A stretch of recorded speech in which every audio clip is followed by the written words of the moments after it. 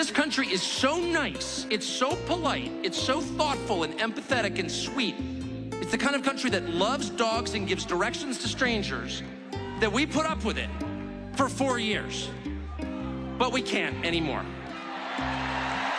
We just can't. And we can't for 2 reasons.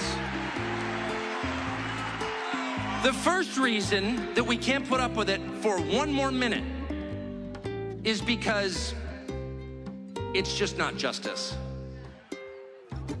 It's not justice, it's unfair. You cannot reward the most parasitic, useless, violent, nasty, aggressive people in your country.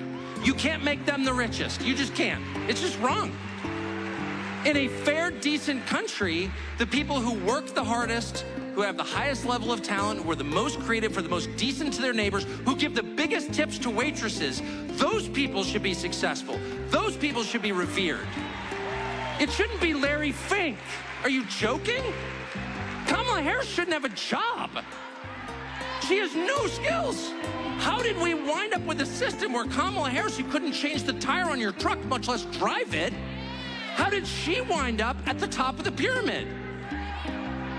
And then once she's there, she lectures you like you did something. It's too much.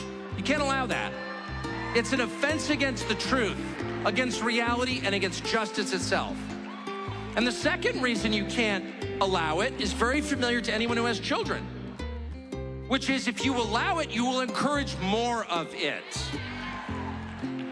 If you allow people to get away with things that are completely over the top and outrageous, if you allow your 2-year-old to smear the contents of his diapers on the wall of your living room and you do nothing about it, if you allow your 14-year-old to light a joint at the breakfast table,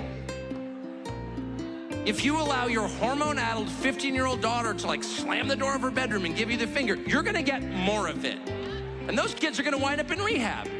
It's not good for you and it's not good for them. No. There has to be a point at which dad comes home.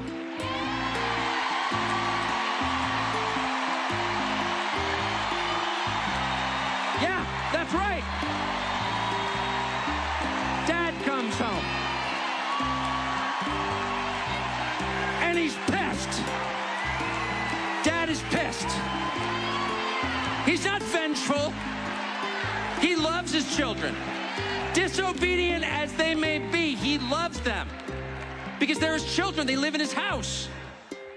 But he's very disappointed in their behavior. And he's gonna have to let them know.